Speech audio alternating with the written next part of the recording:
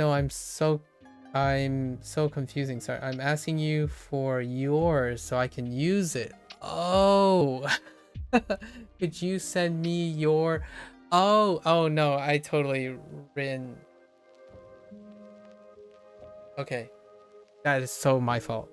That is that is definitely my fault. I completely misread your sentence. Could you send me your? Wait.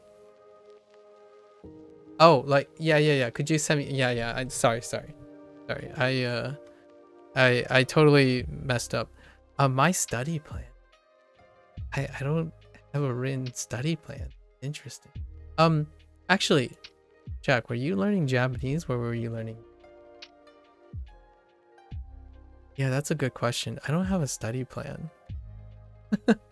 No, I haven't had anyone ask me that. Um,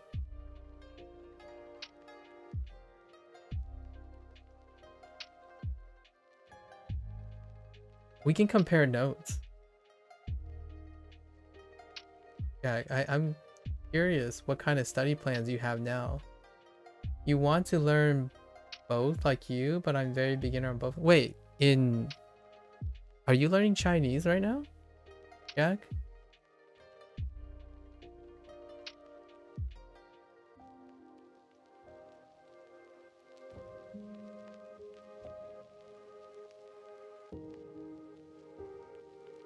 Or were you learning Japanese?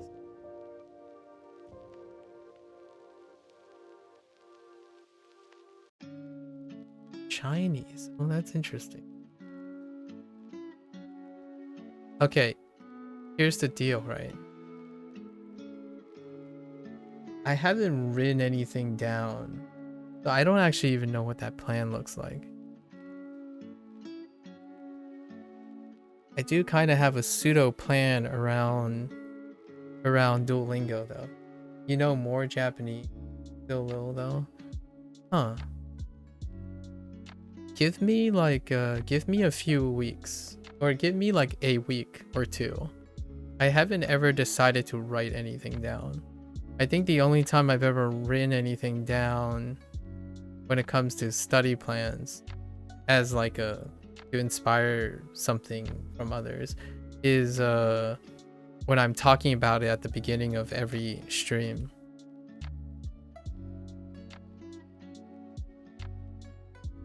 Yeah, give me some time to think about it. I don't think yeah, I think you're the first one that ever asked uh up to this time with all this time. I think you're the only person that ever asked. I haven't ever written any of this stuff down. Yeah. I'm sorry. I misread your statement. I was thinking maybe you had a study plan that worked differently or something. And I was kind of curious. What's your current study plan like, Jack? You're honored to be the first. I don't know. Um, usually when people ask other people for like study plans and advice, you know, they're like uh there's some super rich, successful person who like tells people that they have a secret life hack or something. You know, secret life hack. I think my study plan kinda is like kinda gross. Like grossly a lot of things to do. But I got something. I got something. Give me like a week. If you give me a week, I can write like for example, what my study plan. Let's just do like a little bit of what I would write down. So right, I would frame it around Duolingo because that's what I'm doing. Right, Duolingo. Right. So it'd be something like day 1, modestly, you would do one lesson set, right? One lesson set. That would be the introduction to the vocabulary. Then that vocabulary, if you can't remember, if you're unable to keep mental track, you would write down, like you can track it with Anki or something, right? You would write down, I'm just giving an example. So day one lesson set, it gives you the introduction, right? Then you would write down, I don't write it down, I just mentally try to remember the stuff. So I would write it down. You can load it into Anki if you want. Someone's already actually doing this. XD does this for Japanese, where they would write down manually. You want to manually put through the effort of writing down whatever it is that is new in the first lesson set, and you load it into Anki or something, or flashcard, or a journal or something. Some people write in journals, some people load it on Anki, etc. And then, right, the next day, after you rest, you do a recall session. This is when you try to remember something without any aid, right? This is what I do at the beginning of every stream session, right? You remember exactly what happened in your first day. And your goal is, if you wrote down, say, 20 things, you're hoping that your recall session is at least 90% of that, is where I cut off. So you would remember 18 of those 20 things. That's where your ballpark is. If you can maintain a certain average by measuring this point every single day, then you're maintaining an average, and you get to choose what your average is. My average is 90%. You can choose lower. Say, like, if you remember 15 things every time something new comes up. So that's kind of the recall. Then you go into day 2. And day 2 is the second lesson set, which will be completely review as well. It will be a review because that's how they're designed for Japanese and Chinese. It will be another review set. So it'll be the same thing, only this time you make note, a mental note of everything you didn't remember. Everything you didn't remember.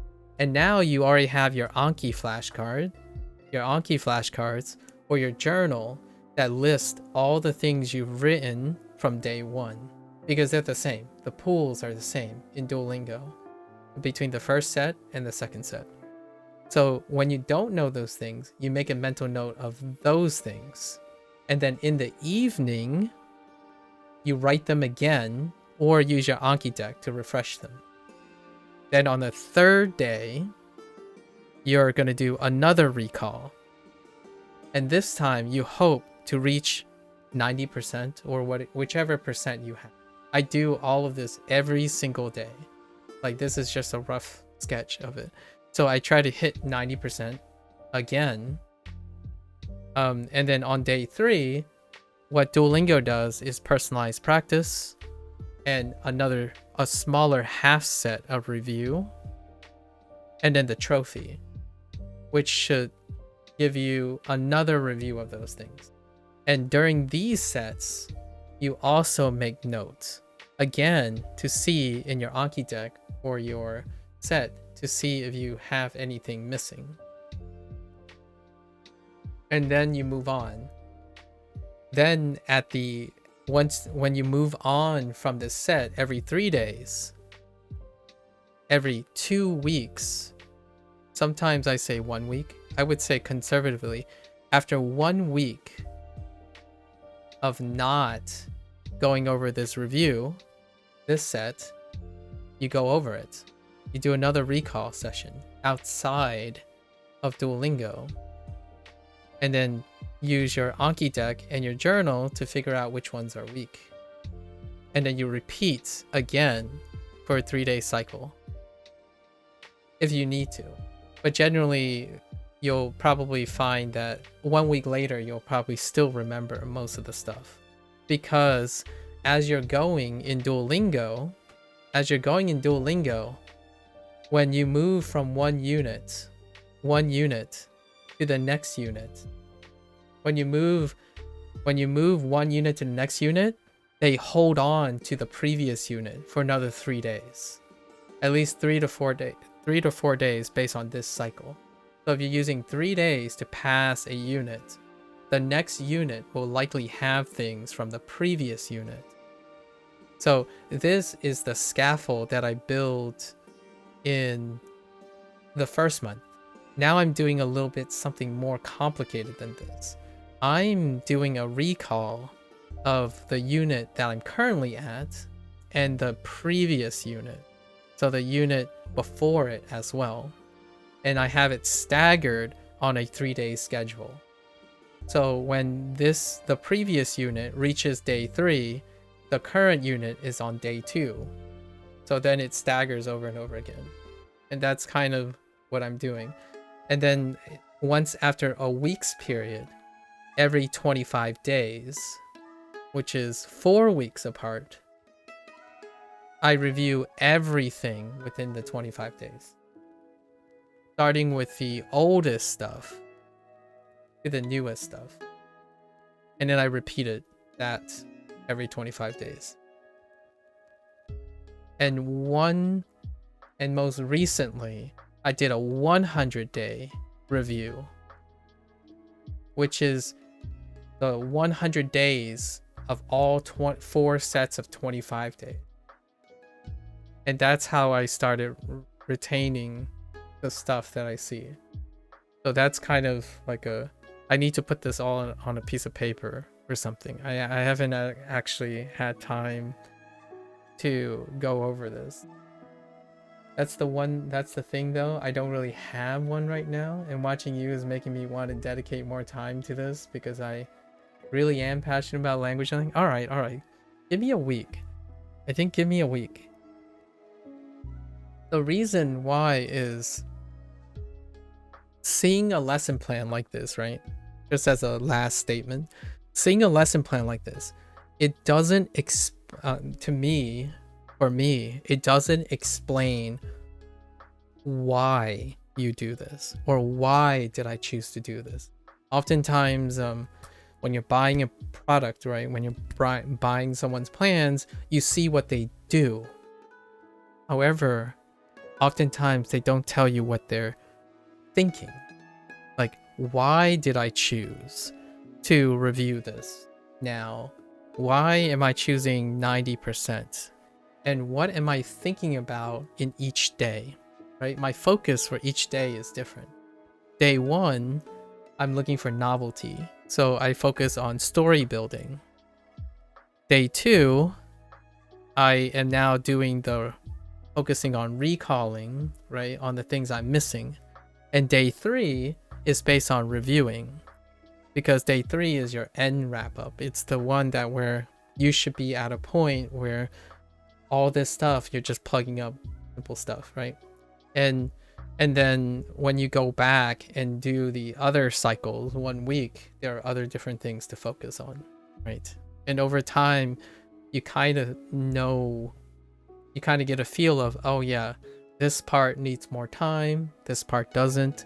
So what's also important about a lesson plan, in my opinion, a study plan, is that the person who's providing the study plan, they're also giving you guidelines or like something that if some part of the plan fails, or like, hey, by now you should feel comfortable in doing something like this. It should feel like this, or it should feel like that. If it doesn't, try to ask yourself something and how you would change it. So a lesson plan, in my opinion, is only as effective as how they can get the other person to change it and tailor it to their benefit.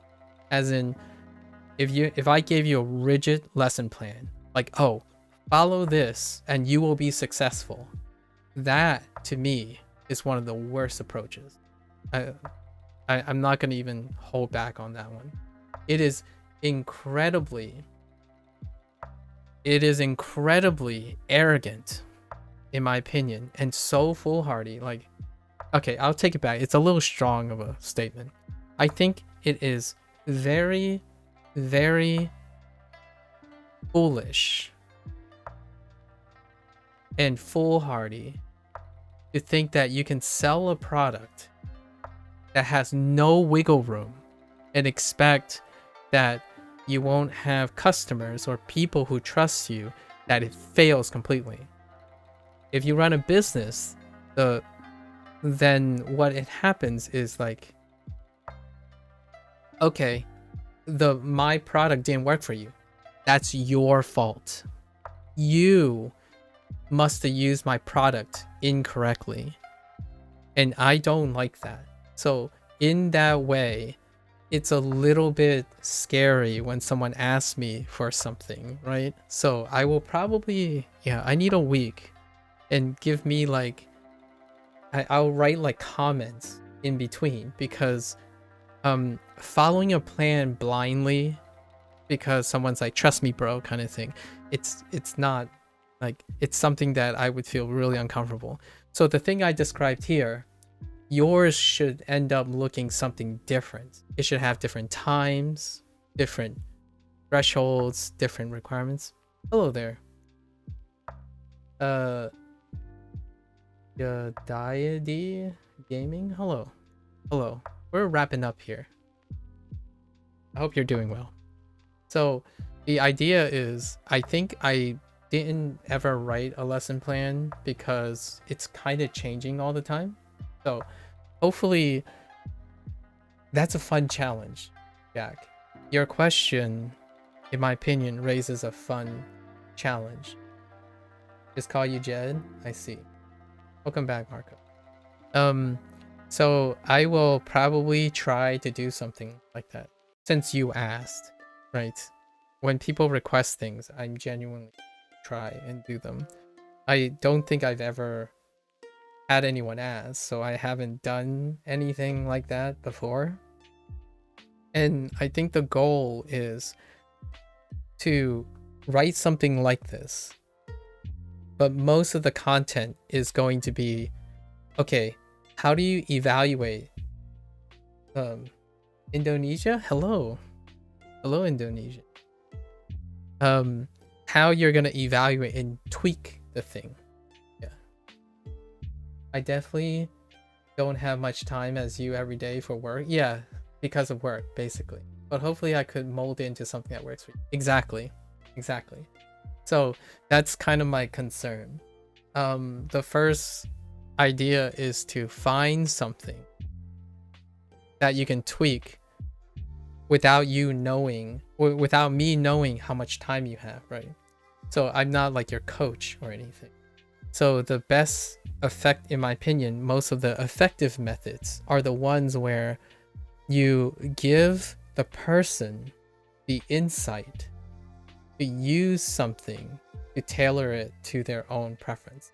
Otherwise, it'd be like having a advisor who knows a lot about your life or what your time schedule is, and that can be a little like personal and scary as well. So I don't know you personally, so this is kind of what I'm doing right now. So I'll probably give an example of what I'm doing now and talk about how it changed, and then provide how I would slowly change the lesson plan as they're going, to give you an idea of what you could do and how you would change it over time. I think the way to figure out if something is working over time is probably one of the more important things. I structured my thing like this because it tells me where things are falling apart, like where things are gonna fall behind and stuff. And the nice thing about modular setups like this is you can drop a day, you can add a day. Like you're trying to stagger it so that if you have more free time, you can adjust it. If you have less free time, you can reduce it back and forth. So naturally, when I fall behind, which I have, right? Like all this, right? The new update and stuff, all this stuff, technically I've fallen behind. So now I'm readjusting, and it takes not too long.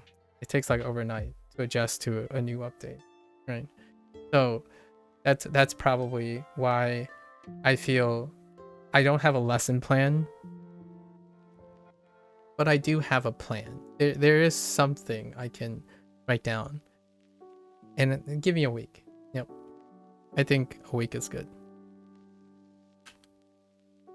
Or reveal something. Thanks, Jed. Thanks for the support. All right, folks, that's a wrap. It's a great question.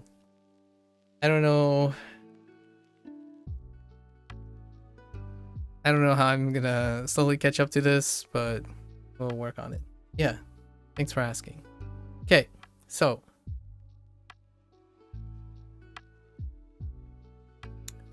have fun learning, I suppose. Keep on working on study plans. I like working on study plans. We should set some time aside for... Thank you, Jed. We should set some time. Maybe we can do like something special for the review next for Chinese, right? For Chinese is in another 10 days. 10 to 13 days is when I do the next review, 25-day review for Chinese. I'm expecting that I get 3 days of super soon. Oh, actually, Chinese will be in 10 days, but Japanese review is going to be in 8 days, because at day 150 I'm expecting to get 3 days of super, which happened every 50 days. So if that's the case, the review is going to be on day 154, and I think we can use day 154. I can prepare the stuff that we talked about today for 154 as a review, and I'll send you something that's written a bit better, and I'll probably go over that and make it like the thing that we do about it. Like what is the study plan? How my study plan compares with others, something like that. That would be like the extra bonus section when I'm done reviewing, right? I think it's way more involved than other people would like. I don't sit here and spend a lot of time planning this out. You kind of start somewhere and you adjust it and you keep adjusting it. So after 145 days, the plan ends up looking like in general. Day one, for example, my day one, the plan was I use Duolingo as long as I stay focused. That's where it all started. So I didn't know what I was doing, or I didn't want to go in with a plan. So I basically got on Duolingo, start my stream. I used the Duolingo for as long until my voice box like start getting harsh. Then I turn off the stream. After 7 days, I figured out what my retention is, like certain things that I read out, and then I start forming a plan. And then after 145 days, this is what my study plan looks like now. So it started with basically just doing it. And I feel that's something that many people might want to try someday, with something like not your job, basically something like a hobby, because being able to develop study plans and being able to measure and accurately plan things, it can be difficult if you don't do it at all and you're getting that from someone else, right? So the last thing I want anyone to do for anyone is, this is going to sound very cliche, I want to encourage people to make plans by sharing my plans, not encourage people to become dependent on someone else's plans, like my plans, because I don't believe that that will help someone solve problems and critically think. So that's why I don't like sell things and sell advice and whatnot. I think with enough inspiration and interaction with people, like for language speaking, for example, when you interact with a native speaker, or when you interact with someone, if the human that is learning has the capacity to, when they practice a lot of solving problems and critical thinking, they themselves will be able to learn and extract information efficiently over time because their experience at doing so. It is nice to have a foundation by taking like something that works, but the idea is that when you see something that works, you know it will work for you and you know how to make it better for yourself. And I think most people stop at what is the best. They type up what is the best method. They look at it and they just stick to it. If it doesn't work, well, it's not their fault. It's the person who made the method's fault. Really, in the end, it's both. Both the person who's using it, who's short-sighted and unable to adapt and synthesize the information, and also the person who's making empty promises. Right? The person you're buying into is also partially responsible for making guarantees that doesn't come through. So that's kind of the thing, right? That would be the ending message, I guess, for today. So I'm going to say 5 days plus 3. So 8 days from now, I'll probably have something prepared. It's a great challenge. I haven't done it before. And thank you for asking. I think it's cool. It might sound like some crazy technical thing, but that's the fun of it. I don't think I've ever written anything down yet. So we'll see. I kind of want to stream though. I've never done it before. And I'm kind of insecure about your voice. Yeah, that can be tough. Do you ever chat with people? I would send it to you, probably. Check. I will post it on a PDF or something, and maybe I'll post it in the Discord. I'll post it in the Discord, for anyone who's in, right? And I'll send you one in Discord, and then we'll talk about it on stream, in another 8 days. I'll do both. I think it's a fun project, a fun project on top of things. And the thing about streaming and Insecure, do you voice chat with anyone? I think if you spend time like in a chat room of some sort while you're playing or studying, that can help that's one of the kind of activities that may help with getting comfortable with talking and interacting with people. Obviously, streaming is a really big leap if you are already experiencing communication insecurities. Your friends are the only ones I really voice chat with.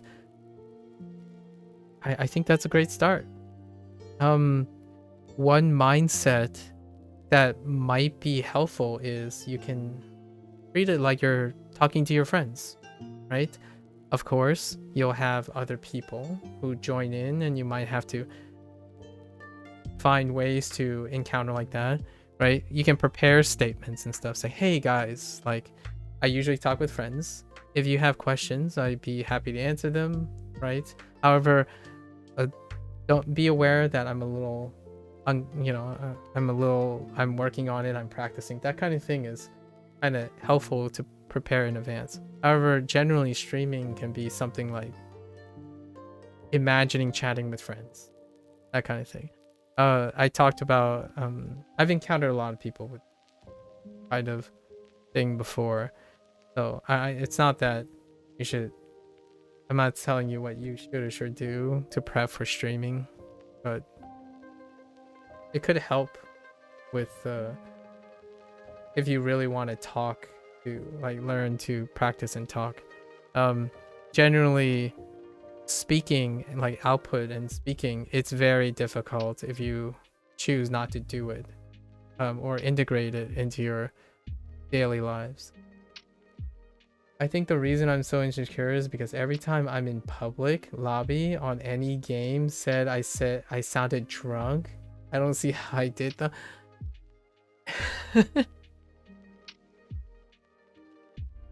You could play it up. There's a thing to play it up. I think what I could say about that is, if you are able to find someone who says you don't sound like you're drunk, or you sound perfectly pleasant, I think that can alleviate a lot of things. You're only 18, I can't even drink. Oh, that's understandable. So what I mean by that is you're gonna need more other feedback. I don't think you always, I find it really hard to believe that everyone's gonna think that you sound drunk, but that can confidence get. Well, I'm thinking of this like funny thing where like, don't worry guys, I know that I sound drunk, but guess what? I'm the most sober person who can sound drunk, or something like that. Like what I mean is, you can turn something that might seem like a negative thing into a positive thing if you can get creative about it, right? Like it doesn't have to be a place of negativity. Like, yo man, you always sound drunk. It's like, yeah, I'm drunk on life, my man. Get on my level, bruh. If you were drunk on life, you would sound like me too. At least that's kind of how I would like spin it or something. If someone came up to me and said like, man, did you have too many or something? Why are you slurring all your words? It's like, I'm slurring my words? Oh wow, I guess I'll slur away, man. Like, what do you do on your off time? Why aren't you slurring your words? This is pretty cool. Let's do it together. Something like that. Where you like combat your insecurities by embracing it in a creative way. It's not to say that you shouldn't. It's an excuse for possibly like not being articulate or anything. But oftentimes, if something is stopping you from speaking, the speaking thing will not go away without practice, right? So if there are people around you that you're constantly surrounded that's making you not want to speak, like use your voice and whatnot, rarely does that problem or insecurity goes away without it, right? It's kind of like when people yell at me and say, oh, you're never gonna sound native if you never interact with a native Japanese speaker. And I know that's true, right? If I never consume native content, I wouldn't know what native content sounds like. There's always a very slim, astronomical, small statistical chance that by coincidence, my tendencies reflect a native speaker. That is astronomically a poor gambling approach. However, other things, it translates to other things. In order to speak, one has to find some comfort in speaking in general. Now, I don't even have a speech impediment or anything. I honestly have no idea what they all say. Then prove them wrong. You know? Prove them wrong. Or not really prove them wrong, but show them that it's cool. Or show them you know, something passionate about the way you sound. I think one of the things that gives other people's criticism power is that you don't believe it yourself. So, right? Like if you're telling me that you don't have a speech impediment and you're telling me that honestly you have no idea, then show them that they have no idea, right? If you're happy and secure about the way you sound, then over time people won't question it, right? I think you're likely to get more comments about how you sound because they know they can ruffle your feathers, as in they can imbue insecurity. But if you're confidently speaking, I like to believe that eventually people around them say, nah, that's just the way he sounds. Like, I mean, he kind of sounds happy and cool, right? He seems very secure about the way he sounds. So then the whole like insecure drunk sound, like I'm assuming that's what they're going for. Like, oh dude, you sound so insecure and drunk.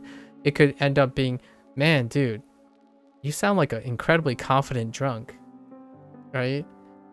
And then it's like, dude, your speech pattern is weird, but I like it. I like this kid's attitude, that kind of thing. It's not to be like too arrogant or prideful, like that's a careful thing.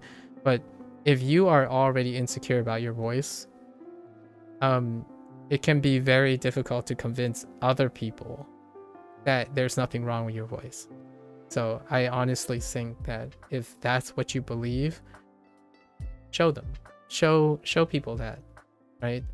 And it's kind of a mix of try not to care too much about what other people say about things that may not be true to you, while at the same time keep it in mind because you can leverage that.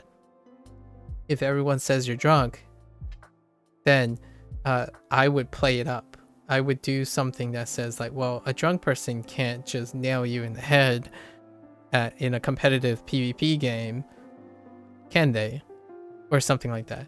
You know, a drunk person can't say this tongue twister without, you know, without a lot of problems.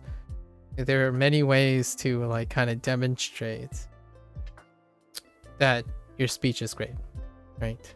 And then, in my opinion, what that does is it enables you to speak more often. And when you speak more often, honestly, you probably don't even realize over time, and people would just stop saying it. For real, though. Speech is something very special. So, at least these are ideas, but you can always turn people's insults into something useful, in my opinion. I think for every criticism and jab that someone took at me for using Duolingo, it only makes me more creative and work harder in trying to continue using Duolingo and making it work with other things, right?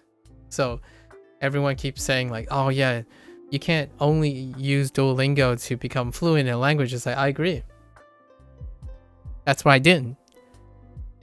And say, oh, well, all right then. And they walk away. That's so if you do sound drunk, maybe you do. And you can do something about it. Or you can, you can be creative about it. You might not even need to get rid of being the way you sound. You can make it into something that's special to you, right? It's being creative about it. I think, at least in my opinion. I think if anything else, if you are insecure, you're rarely going to be able to change your circumstance, right? If you avoid something, that circumstance doesn't change. It often stays the same, hopefully. If not, it gets worse. So, I would take that with a grain of salt. Like, for me, I actually enjoy Duolingo more and more because more and more people keep finding it like their goal to deter me from using Duolingo, but all they're doing, in my opinion, is offering me great ideas. That's it. Every criticism they have, that's great. I'll use it. I'll use the criticism and I'll address those criticisms. And then I'll continue using Duolingo. So when someone said in the beginning, like the first week, it's like, dude, Duolingo doesn't teach grammar. I know.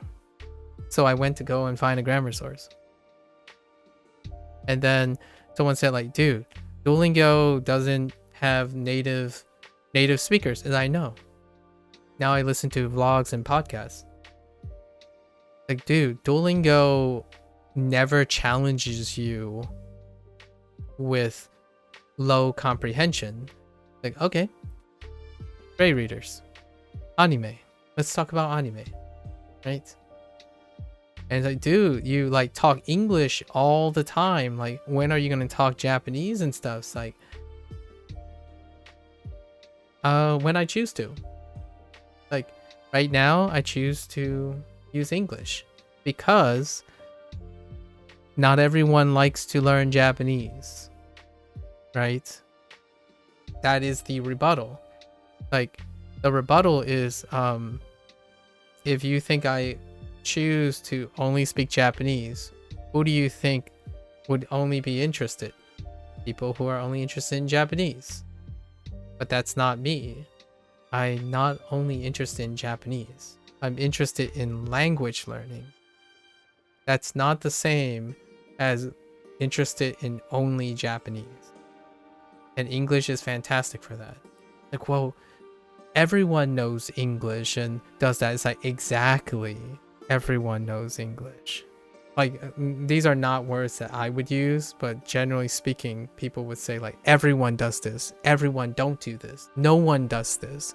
So what you end up is you learned to practice how to address your criticisms, right? Hey, you're learning kanji at like 1 kanji every 3 days. I'm learning 30 kanji at every 3 days. It's like, that's great. What's your goal, by the way? And they would say like, oh, you know, I want to learn all 2,000 kanji in 1 year. It's like, that's fantastic. I don't have a kanji goal. If I learn 2,000 kanji in 10 years, I'm okay. So is that okay for you? Like, well, yeah, if your goal is 10 years, it's like, oh, okay. Then, are we good? Are we square? Because my goals are different than your goals, right? So then it wouldn't be so awkward, right? That kind of thing. I think that's how to solve problems. You used to think that I had it bad, that I was born speaking English, but I feel that it's kind of good considering the vast amount of resources in your language. That's a great way to look at it. Oftentimes, I would say, like, I would go a little bit further. If I was born to speak any language, and like any language whatsoever, the one thing that I wouldn't give up is not what language I start with or what kind of voice I start with. It's being born with an inability to solve problems and critically think about things, right? Because regardless of your circumstances, oftentimes when you have the ability to problem solve and critically think, regardless of your circumstances, you can make it work. So I think that's a superpower, in my opinion. This is going to sound really like cringe. It is a superpower that nearly almost everyone have.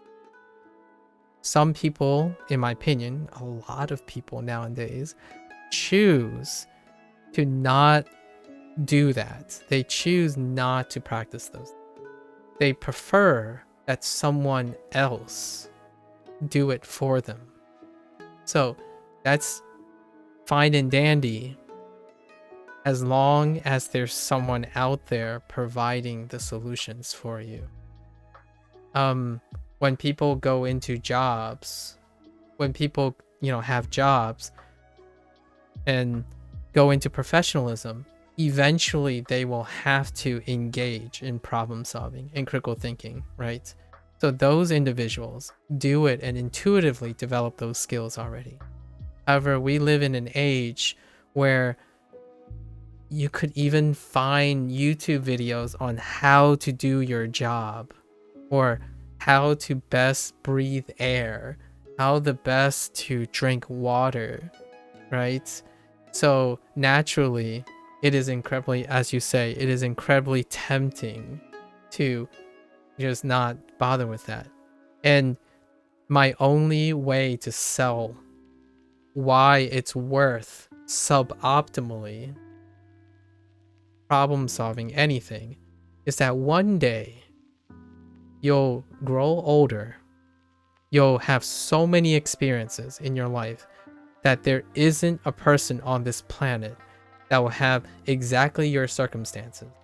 And that is going to be a time when you can flex your problem solving and critical thinking skills. But it doesn't have to be then. You don't have to be like 60 years old by the time you decide, oh, I have a problem that no one can solve. Now I have to solve it myself, right? For me, I'm 37. The first time I had to start doing that was the moment I left home at the age of 18. I had to solve all those problems. And even then, I still had wonderful teachers. I had wonderful academic advisors who still helped me in certain parts of my life. But all the other stuff, you had to solve it. So just because your solutions are imperfect and they're not like the ideal case and stuff, what makes a problem solver and a critical thinker far more happier and secure is that they're not looking for what other people are idealistically thinking you should do. You can take all their ideas and do something without any insecurity about someone telling you, hey dude, the way you're doing it, it's kind of the same as this, but you're kind of doing it wrong. And your only response is, tell me what you think is wrong, because I will take your idea and I will still continue to do it slightly wrong, as in my way. And that security removes pretty much many skill building things. Learning how to speak, right? Learning how to speak. People doubting you. If no one has a solution to your problem, like, well, all right, well, let's work on it. How to express your problem to someone else. How to look for someone. If you don't know how to solve a problem, you can know how to solve that problem by looking for the correct person, right? So solving problems itself can lend to deduction on what to look for, how to look for it, as opposed to someone who looks for a solution and they find a solution that doesn't even address their problems. Sometimes, and it's scary, and this has happened already, that's why Facebook, and other algorithm-based places are being charged with needing to moderate how it affects children, because sometimes the solution is the problem. So things like, how do I make a lot of money? For example, how do I make a lot of money so I can buy all the video games I want? Think about it that way. So who is out there offering that advice? And can that end up being the problem? Because there's no insight. There's no like synthesis. Like, oh yeah, this guy made like $1 million by buying up old phones and then attaching them to a server and using all this programming, and then they just like farm free cash off ad exposure off these. This is actually a legitimate side hustle that I saw a clip of. And my first thought was, wow, that sounds amazing. So are you telling me your 2 million viewers is also doing this? How many of them are actually successful at doing this? Because I would say statistically, it's probably just you. And not only that, when you look at the videos and stuff, like that's an incomplete picture. Like you didn't upload the kernels, like how'd you script the thing? How much did it cost? Like there's so many things that are missing, right? It's because of the hustle, right? I hope in the future I'm an inspiration even to just one person. That's amazing. Yeah, me too. Me too. I hope one day. Were I born out the US? No, I was born and raised in the United States. Yeah, I was born and raised in the United States, Jack.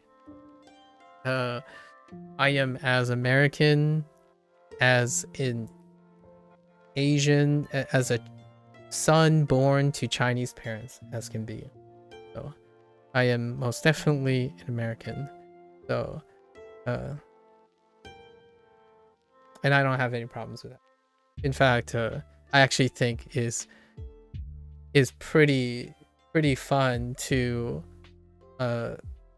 talk and discuss and debate against naysayers, right? I mean, here's just a little bit, one last story. The most recent argument or discussion that I had, someone came up to me and told me and accused me of these following things. I'm a monolingual English speaker. So somehow this guy is a polyglot. So they said they are claimed a polyglot through self-studying. So they came up to me and say, trust me, bro, I speak multiple languages through self-study. And then they told me, like, you must only speak English. Now let's think about that logically for a moment. So let's say this guy might be right?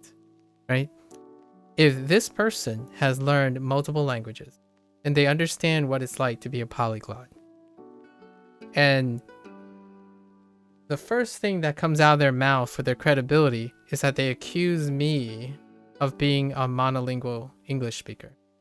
Now the question here is, if someone is truly a multilingual polyglot, did they learn for the sake of learning languages to state that they're a polyglot?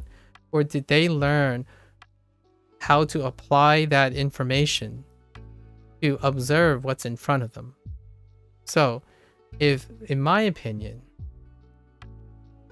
if I met someone who understands what it's like to be a language learner, I don't think their first conclusion, like if they understand like multilingualism and like culturalism that deals with being multilingual and whatnot, I don't think their first observation towards me would be, you must only speak English. I don't even think it takes a polyglot or a person who knows multiple language to be uncomfortable in seeing me and saying, you must only speak English. Right? That's what I mean by this day and age. When you can achieve something, you can be brilliant. Like, you can learn 5 languages and yet no form of problem solving or critical thinking, in my opinion. Like they could have been right, and I would still challenge that they have no form of critical thinking or problem solving. They know a lot about languages, like they know a lot about the language itself, but that doesn't mean that they could apply what they learned. Like, when I see someone and they clearly don't even belong to a particular like racial profile even, what in the world would you think that somehow you can be so confident that you knew that other person doesn't speak a language, like speak another language? Like, that is absurd. That to me is someone who is young, who's also learned a lot of things. However, they haven't ever, in my opinion, or arguably, have ever interacted with another person. And they have not clearly used life skills like critical thinking. Like, you go up to someone and say, oh, trust me, bro, I know you only speak English. Like, there's no amount of critical thinking that makes that sound like you aren't the biggest fool I've spoken to. Does anyone ask if I speak Chinese? No, but the vast majority of people ask me if I spoke another language. Because if someone asked me if I spoke Chinese, that would be slightly more foolish, because you would assume that Chinese people look a certain way, if you know what I mean.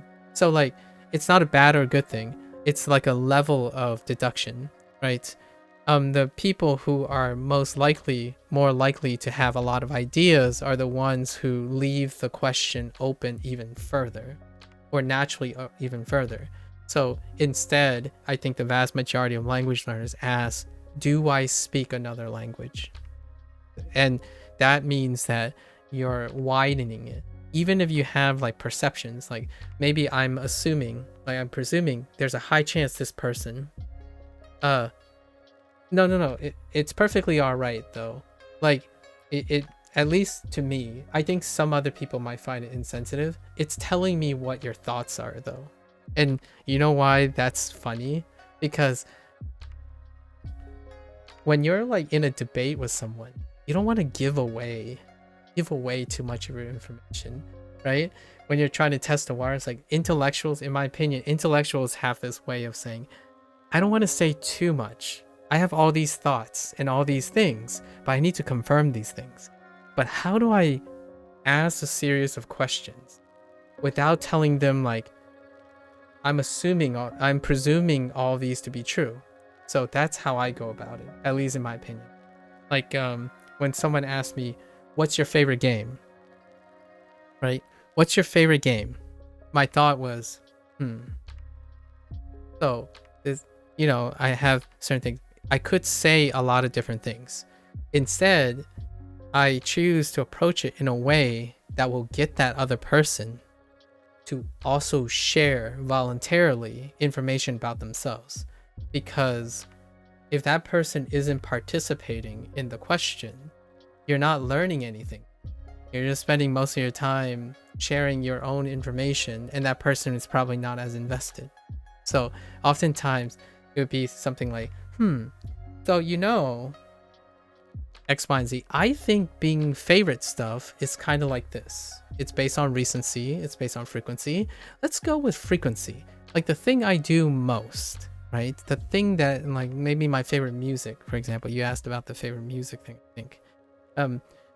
I talk about recency.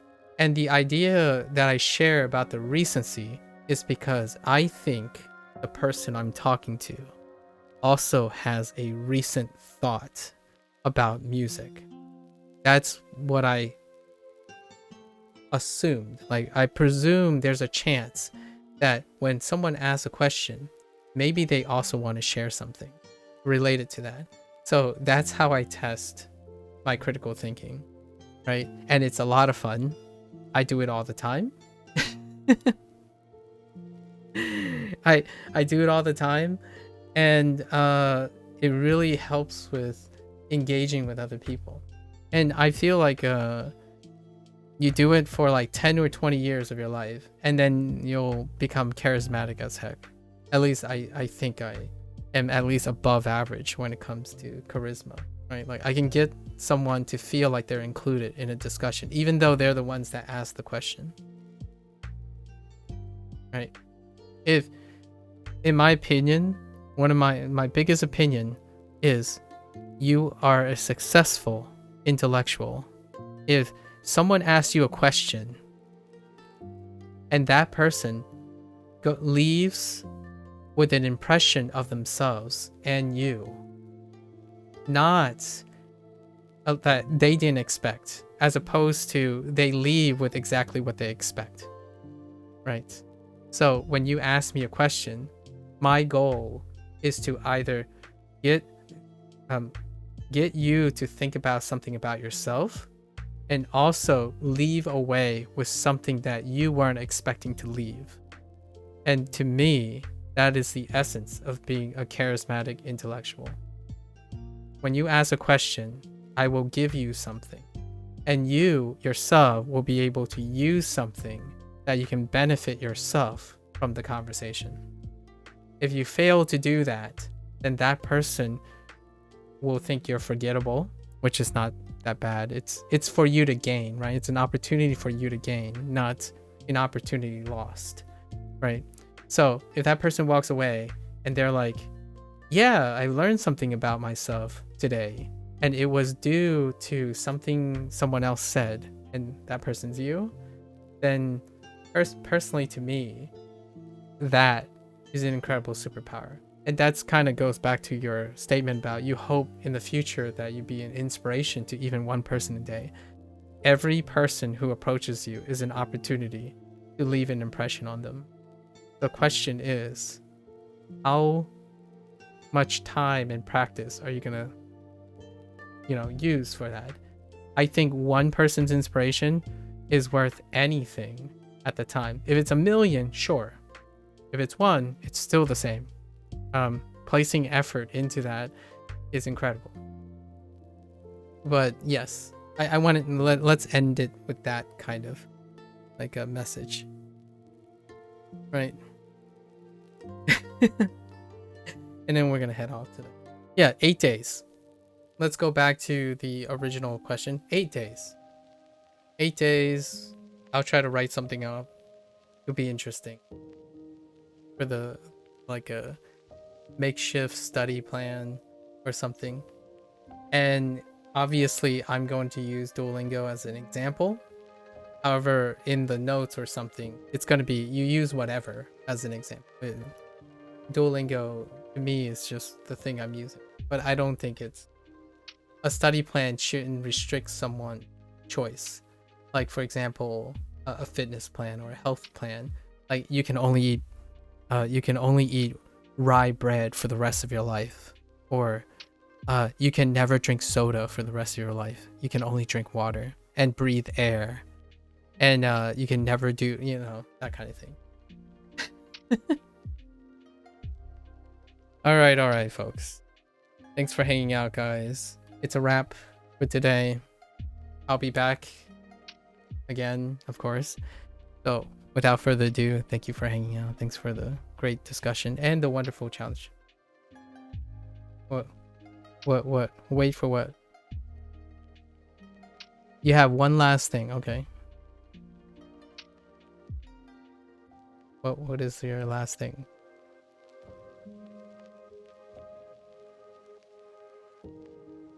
I'm just wondering, when do I go to bed? I go to bed in another 3.5 hours from now. Usually. I sleep nearly exactly between 7 and 8 hours. After that. So I go to bed in like 3.5 hours from now. Hopefully that helps. I don't know what relative time zone you're in, but yeah, that's usually fine. And I'm up for the rest of the time. Okay. It's 1:45. Yeah, it's 2:45 here. Oh, you're in Pacific time. Yeah, I'm on Eastern time. So it is 2:45 a.m. right now. So I go to bed around 5 to 6 a.m. in the morning. And I wake up a little before 1 or noon. And I go out for a walk. Or not a walk, but a run. Yeah, I've been trying to work on that. Well, I get up when it's noon, so I go out to run when it's the hottest part of the day. I do have to shift my schedule a little.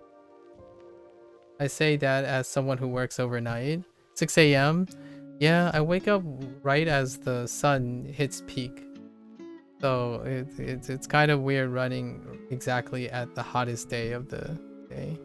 But it's fine. I still get my sun and whatnot. I do have to shift my schedule earlier, a little bit, because I have a social event coming up soon, and it requires me to be up at like 7 a.m. and 8. You make it work. Oh yeah, no worries. It's an honest question, right? Be like, rest assured, I get up, I go outside to run. I touch grass all the time. 12 and 1 p.m. is still a fantastic time to get some suns and go outside and run. It is a luxury though, because I don't work, right? I don't work. So I spend a lot of time thinking and consuming and whatnot. All right, folks. Until next time. It might be different in the future, right? I changed my schedule based on where do I get income? I don't get income.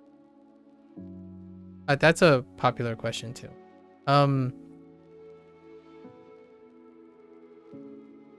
The best answer I can give you right now, Jack, is that I have a lot of savings. And that's all I can say. Like the fastest way I can answer that. I have a lot of savings. When that savings run dry, I'll go back to work and do other things. Or I'll learn to make money again. Right. But for now, I don't have to make money. Because I budget. Alright, guys. Take care. Stay safe. Right. Mata ashita. Mata ne. Oyasumi nasai. Right. じゃあね。再见. Right. 再见. 明天见. 明天见. Right. My mind 见. Right. Stay safe. Stay healthy, guys. I'll take you. See you around. Take care. Bye now.